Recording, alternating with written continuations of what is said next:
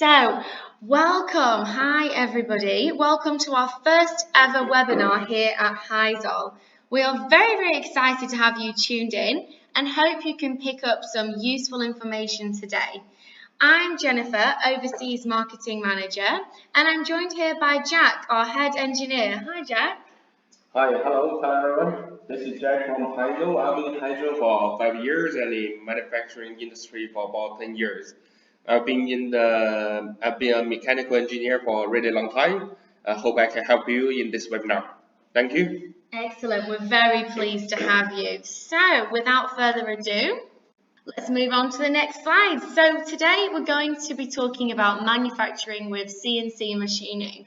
So briefly what we're going to go over are how digital manufacturing simplifies traditional procurement, CNC machining's main design restrictions, the range of materials and finishes that you can use for CNC machining, and reducing your manufacturing cost, and comparison to other manufacturing methods.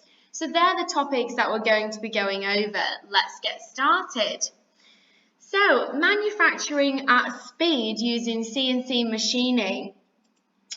Not only is this a cost-effective option for your manufacturing, but it also can be used for prototypes or full-scale production. These days, online manufacturing networks give engineers instant access to available manufacturing capacity globally. So we will cover how to use CNC machining effectively and avoid design pitfalls to minimize cost and accelerate your design and manufacturing styles to meet demanding deadlines. So now let's meet the team. Obviously, we're a very big team here at Heisel, so I've just selected key four players. So we have a very tight and collaborative team. Each department works very closely with one another and are all experts in their field. So first, let me introduce our founder and CEO, Sherry, who saw a global need for an accessible platform where small and medium enterprises could be easily connected with suppliers in the global market. It would allow them to meet output, produce more efficiently, and open doors to diverse processes that might not be available to you locally. Next, we have Elise. Elise is our head of operations and also heading up our one-stop sourcing solution platform, which essentially allows buyers to have a hands-off, streamlined sourcing experience. And next up is Bhavik. Bhavik works in our business development team. He is one of the happy faces that you chat with about your upcoming projects. He liaises with the supply team and ensures you get a seamless service. And lastly, we have Jack, who is our head engineer and who we're very lucky to have with us today. Our headquarters are where we're chatting to you from today, which is Shanghai, China. We also have other branches in China in Shenzhen, Suzhou, Ningbo, Wuxi, and Dongguan. And we have 3 branches globally in the US and the Philippines. So our buyers come from over 100 countries. Now, let me briefly talk about our capacities. So our capacities are including but not limited to machining, molding, casting, stamping, and fabrication. So for machining, we can do 5-axis milling, turning, CNC turning and milling, molding, injection molding, blow molding, compression molding, amongst others. Casting, sand casting, die casting, investment casting, stamping, deep draw, metal stamping, progressive die stamping, and fabrication, bending, welding, bonding, and cutting. So how the platform works, it's very simple. Simply hop onto the website and submit your request for quotes. You will get verified quotes from suppliers the same day. You simply award the supplier you choose your project. Production will begin and then you will get the shipment of your parts. So now let's talk about CNC machining in 2020. So we're going to cover what is CNC machining, some industry uses, why we use CNC machining, types of CNC machines, and materials and finishes. So what is CNC machining? There's 3 types of manufacturing technologies that CNC machining falls under. The first one is additive manufacturing, which is a process that adds successive layers of material to create an object. This is also known as 3D printing. Subtractive manufacturing, on the other hand, for example, CNC machining or sheet metal fabrication, involves removing sections of a material by machining or cutting it away. And lastly, we have formative manufacturing, for example, injection molding or investment casting. So, Jack, how would you describe formative manufacturing? Like formative manufacturing is that we can make the part as the shape of the mold. Yeah. So first we need to make a mold, and the mold with the material of metal or sometimes of wood.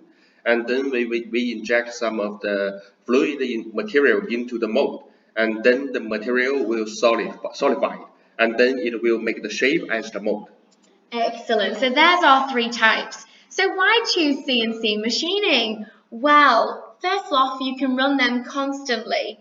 So compared to manual machines, the CNC mills can be run constantly for days or months on end.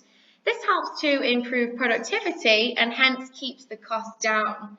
It's also very precise. So CNC machining is computer controlled. Most CNC machines allow you to control every feature of a product down to the very last detail. So you can make really precise tools with the help of CNC machining. Since everything is computer controlled, every tool is uniform and exactly as you want it. You can even update your CNC machines easily and add new features from time to time. And also it needs fewer people. So as most of it's handled by a computer, you need fewer people to operate the machines. While CNC machining does have a lot of advantages, it doesn't come without its disadvantages. So let's take a look at its disadvantages. Jack, maybe you can introduce the first one. It's expensive to run. How expensive is CNC machining? Yes, for CNC machining with low volume parts, sometimes it's very expensive because we need to first shut down the machine and then adjust the tools on the machine, and then try to put the parts on the jigs and adjust the parts to be manufacturable.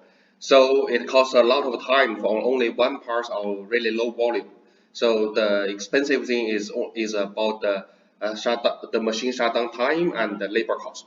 Exactly. And we also need trained labour. So since the computers do need to be handled in CNC machining, trained labour is needed to oversee the task. Skilled labour is more expensive than unskilled labour, which can push up your manufacturing costs.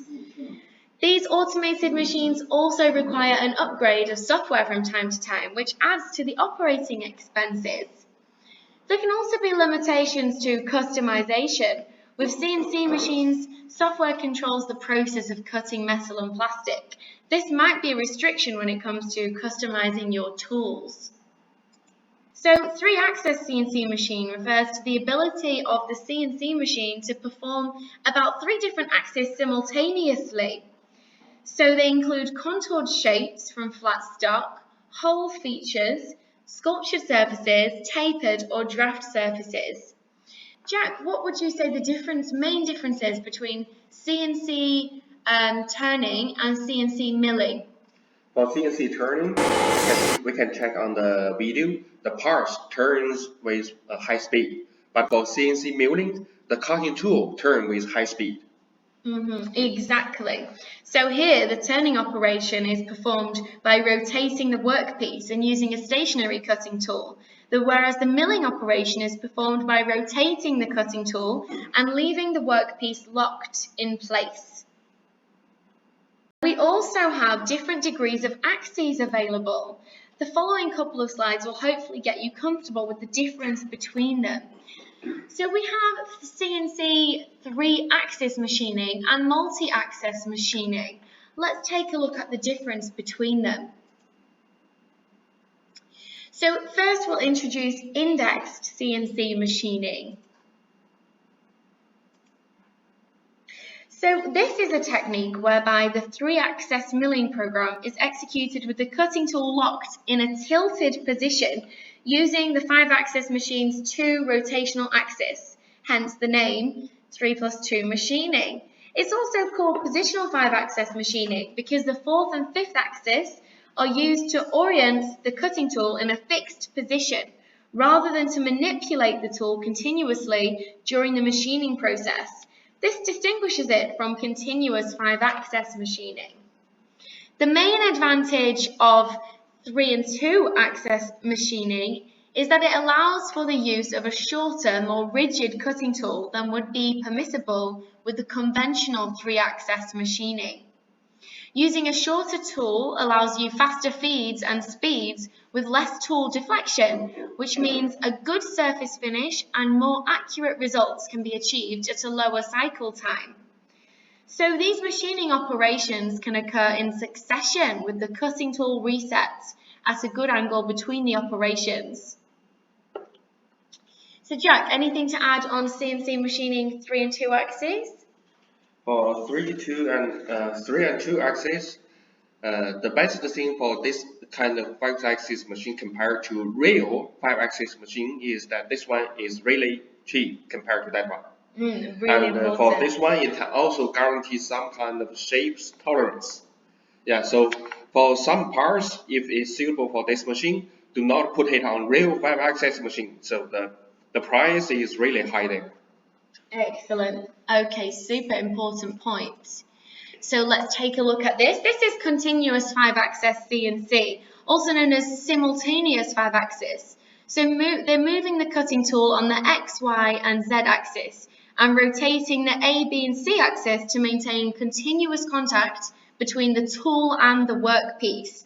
So unlike 3 and 2 operations where the part is in a fixed orientation, with 5-axis machines, you can use standard length tools, which increases your tool rigidity, leads to higher feed rates and longer tool life, which essentially helps you to cut costs in tool turnover. So your machine's accuracy is greatly improved through this type of machining, and also means less scrap, so your shop produces less waste. And for this kind of 5-axis machine, the material should not waste high hardness, because the cutting speed and the cutting feed should be really small. So the efficiency is not that really high, but the tolerance and the precision is really high for this part. So now we're going to touch on EDM, which is electrical discharge machining. So this type of machining is controlled metal removal process that's used to remove metal by means of an electric spark erosion. So in this process, an electric spark is used as the cutting tool to cut the workpiece to produce the finished part to the desired shape. So the tooling is usually made from graphite or copper, and when the temperature reaches the boiling point, the material will have melted and the parts can be cut. So this process is used especially for melting hard metals, for example, to make tooling used in die casting or injection molding tooling. So what would you say the main difference is, Jack, between EDM machining and 5-axis and 3 and 2 machining? And for EDM machine, it's really suitable for making some curved shape. The shape like this curve is hard to manufacture, but with this one, it's easy to make very smooth curved surface on this part. And meanwhile, for EDM, there are 2 kinds of EDM. The one we saw on the video is a kind of EDM, especially for mold making. And there is another EDM called WEDM. And it's also for mold making, but especially for some precision shape, especially for small and deep holes. Also, when we choose what material we're going to use for CNC machining, there's several factors that come into play. It's very, very important to choose the right material. For example, if used with water, we should probably choose a stainless steel. However, in other situations, carbon steel would suffice, as stainless steel is more expensive to produce than carbon steel. Tool steel, on the other hand, is typically used for tooling, for example, injection tooling or die casting. So when choosing your material before production, consider the tensile strength, the hardness, the quantity versus the speed, the chemical resistance that you need, and also the temperature resistance that you need for your material. If you need a low tensile strength, you could choose PEEK or nylon or PC. And if you need a high tensile strength, we could choose stainless steel or tool steel or alloy steel. And for medium strength, we would choose aluminium is a great choice. So it really does depend on what you need to use the part for. Yeah, for hardness, when we design a part, we need to figure out what kind of hardness and if the part in what kind of durable scale. So we choose the right hardness on the right material.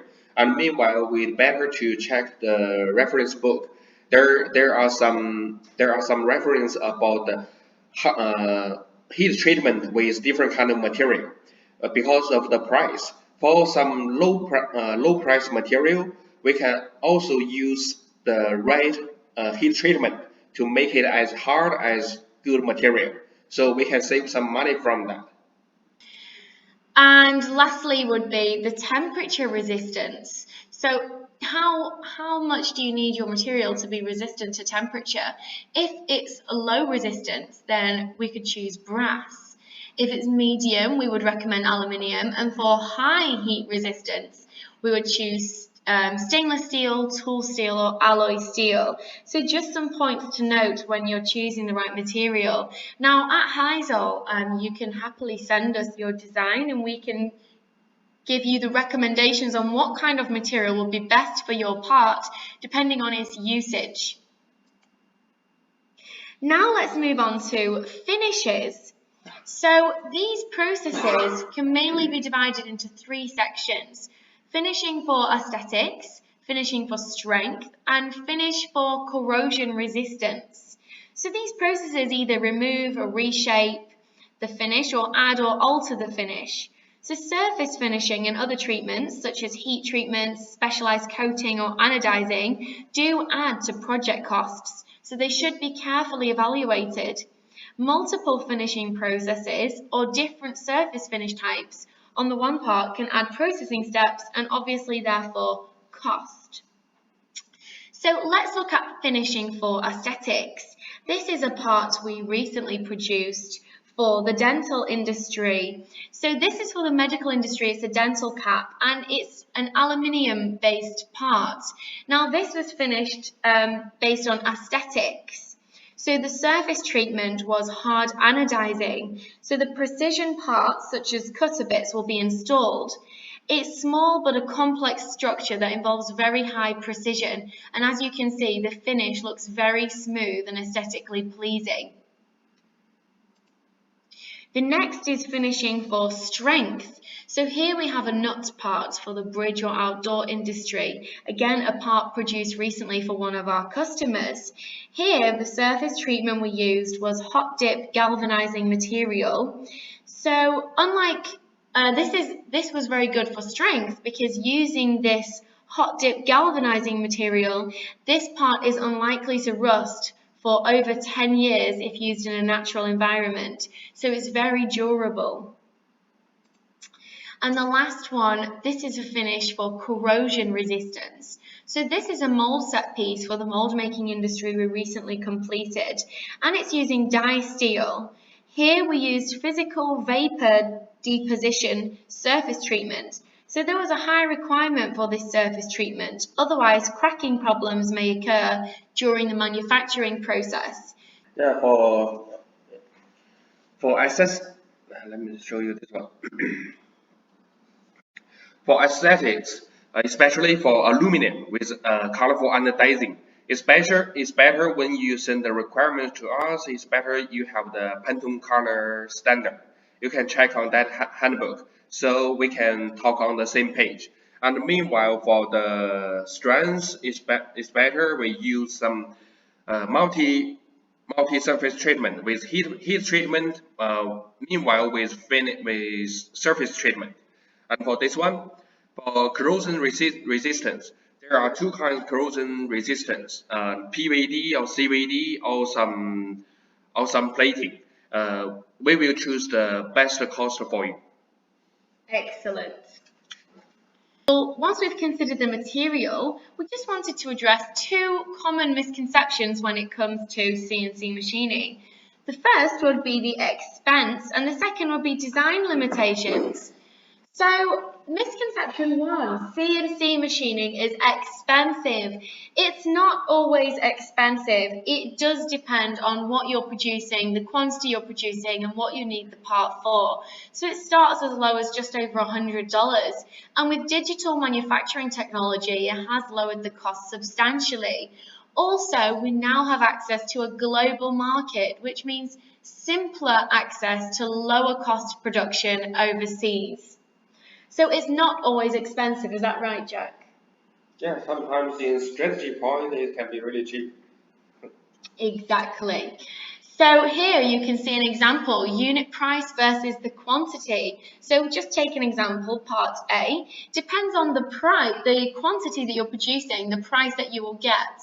So obviously, the higher the quantity, the lower your unit price will be to produce with CNC machining. So if you're producing a very large quantity, it can be very, very cost effective to choose CNC machining over another process. The second misconception is that it's design limited. So CNC machining, people often say, is limited when it comes to designs. Though in some cases this might be true, we would have to disagree on the whole. CNC machining can actually manufacture any material except rubber. The main limitation would be that it can only cut straight. It's not able to bend, so the tool cannot turn easily. Yeah, for CNC machining, for example, if you make a curved blind hole for CNC machine, it cannot manufacture it. So for that kind of parts, if you really want a curved blind hole, we need a 3D metal printing. So, to summarize that part, the startup costs might be relatively high, but you have excellent material properties and accuracy, which justifies price at low quantities. Don't just think about prototyping, think about the future. How will your product scale? So even if at prototyping, producing a small amount, it might seem expensive, do think about the future when you produce in bulk, the cost will be much lower and then you'll recoup your savings from the prototype stage. So let's do a little process comparison. Let's compare now CNC machining versus 3D printing versus die casting. So we have here a part that we produced for a customer recently, and we've compared for you 3 types of possible manufacturing processes that you could use to produce this part. So the first one is through CNC machining. So we could use this type of material with a lead time of 2 to 3 weeks. The average unit price for one part would be around $210, which goes down to $65 if you were to up the quantity to 25. Whereas 3DP would only need 5 to 10 days to produce, but the unit price would be significantly higher, over double the cost of CNC machining, and it doesn't drop incredibly even when the unit quantity is increased. Lastly, we have die casting, which does take the longest amount of time to manufacture, with the lowest unit price of $15 when you order 500. But you can see the unit price, the first unit price is a lot, so you need to order usually a minimum of 500. And don't forget, with die casting, we also have a tooling cost to consider. So the tooling cost is normally between $3,000 and $4,000 to make the cast in the first place. Okay, this is Jack again. I will add more contents to this one. For CNC machine, it can not only aluminum, it can also manufacturing the carbon steel and plastic, not that soft rubber, and meanwhile with brass or copper like that. Maybe a really wide range of material. But for 3D printing, only some of the material could be manufactured by this type of methods. And meanwhile, the precision compared to CNC is really low, and the hardness is also have some failure compared to CNC machining. And for die casting, no steel material can be made from die casting methods. Only the aluminum and the brass or copper or zinc or magnesium can be made from die casting method. So now we're going to briefly talk about design restrictions for CNC. So first is the tool geometry. Jack, could you introduce why that might restrict somebody for CNC?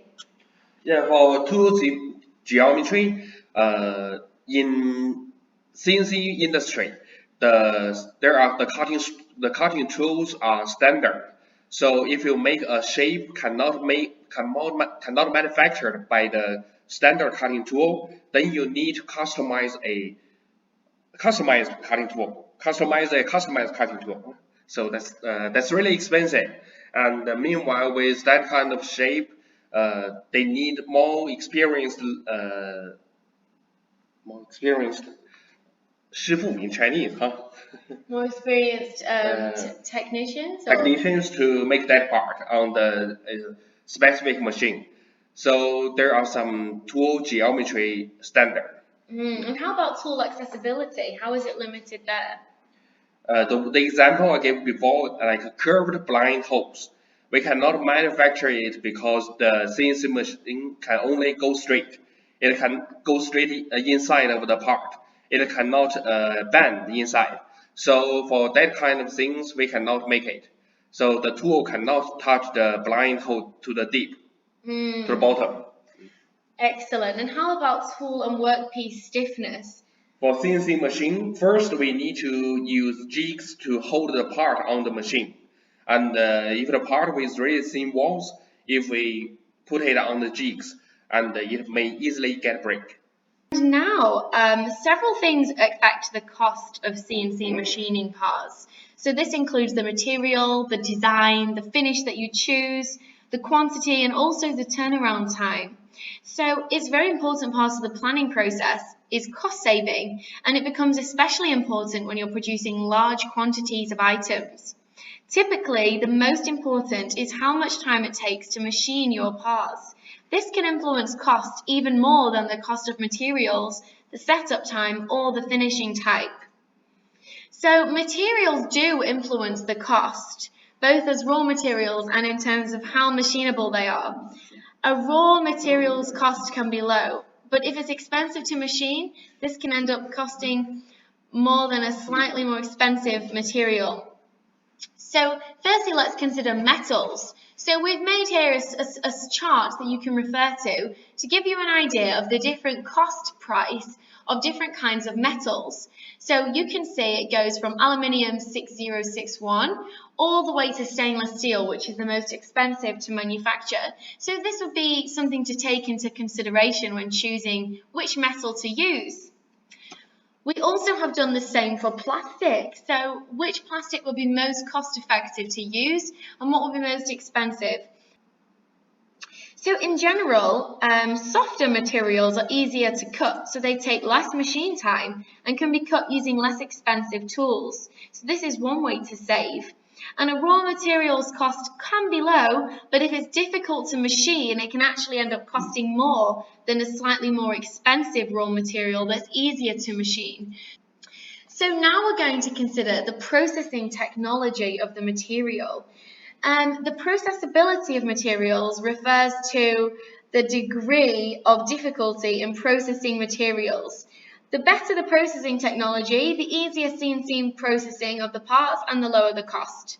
So in general, the softer the material, the easier it is to process. For example, brass 360 has the highest processing technology and can be processed at a high speed, whereas aluminium alloys, for example, aluminium 6061 and 7075, can also be easily processed.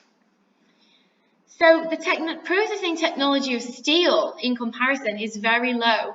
Compared with aluminium alloys, steel requires more than twice the processing time.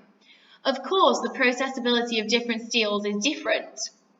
So the processability index of stainless steel 304 is 45%, while for stainless steel 303 it's 78%, which is usually easier to process. So now we will go on to how online sourcing can benefit your supply chain. Typically, with offline supply chain, it would follow this kind of route, starting with the supplier selection, which could be anywhere between 4 days to several months, to be honest, to do your own research into suppliers. Then you would have your design analysis, which would be another 3 days, and then quoting, which would typically be around 3 days, followed by payment, followed by your project being put in a production queue, which could potentially be another 3 days, and all of that before you would reach production stage. Whereas with digital online manufacturing, the process is much more simple and streamlined. Once you hop onto a platform like Heisel, you can upload your project and get same-day quotes from verified suppliers. That cuts all of your hard work at home sourcing verified suppliers that fit your project. We've done that for you, and you can get feedback on the suppliers, and you can even upload a picture of your part and see similar parts that have been produced by factories which would fit your capabilities and have the capacity you need to produce. It will be sent for immediate production, and then shipment can take anywhere from 2 days to a week. So it's much, much faster. Very beneficial.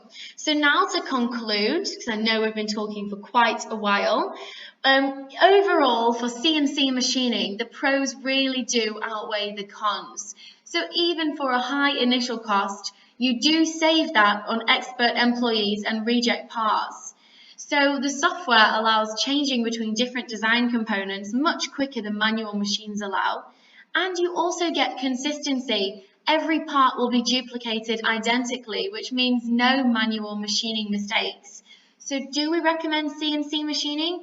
Yes, we definitely do. Okay, so we will welcome your questions. You can drop us an email. You can get in touch with us at info@heisel.com. You can also get in touch with us via phone, and you can also hop over to the website to check out all of the services that we offer. So we greatly appreciate your time today, and we look forward to receiving any questions that you have through our email or via our website. So thank you and have a great day.